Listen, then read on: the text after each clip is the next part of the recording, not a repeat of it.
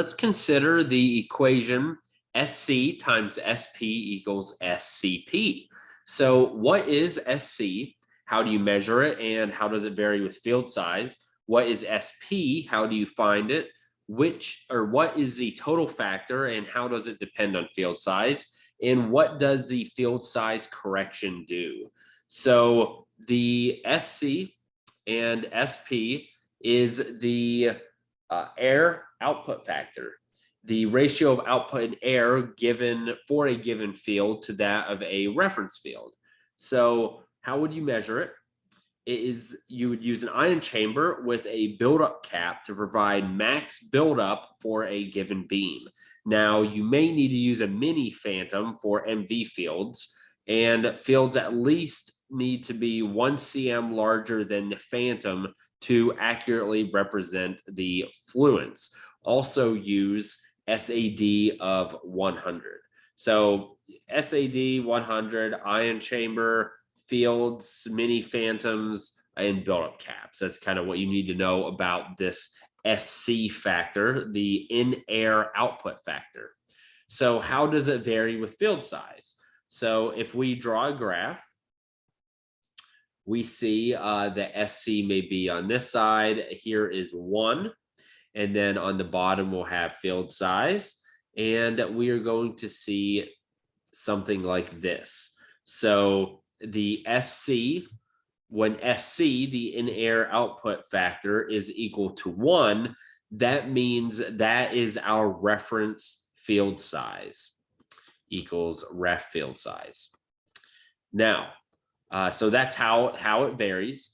And so when we have 1, I'm going to extend that a little farther out, sorry. And we go over here and we go down. This field size there is our reference field size. And so as you increase field size, the SC gets greater. When you have a smaller field size, it's less than 1. So what is SP now? So this accounts for the change in scatter radiation in a phantom at a reference depth.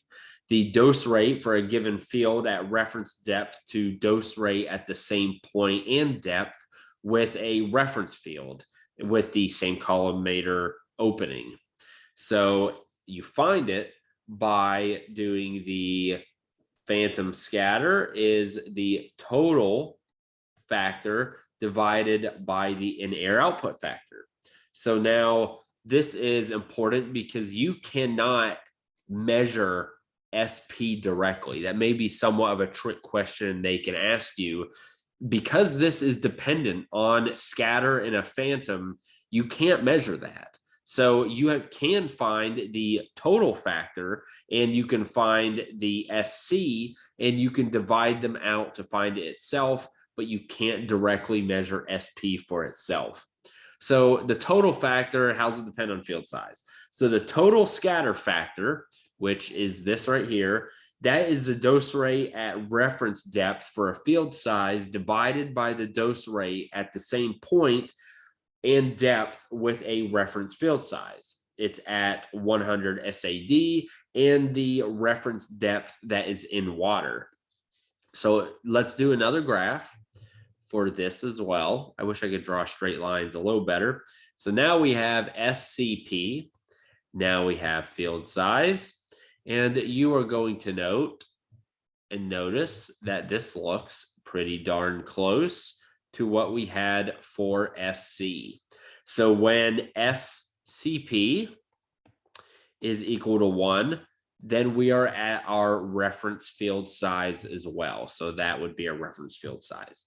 So what does this field size correction do? So essentially, it's going to take the output of a machine for a reference field size of a 10 by 10, which again is typically a reference field size, and it allows us to account for the different field sizes. So it's very important in MU checks and ultimately those calculations. So this is a very important concept. Do your research, ensure you know how to measure each one of these, what the significance is, and its relationship to field size, and you should set yourself up for success in the exam. If you have any questions, please comment below. I'll be happy to help, and best of luck studying.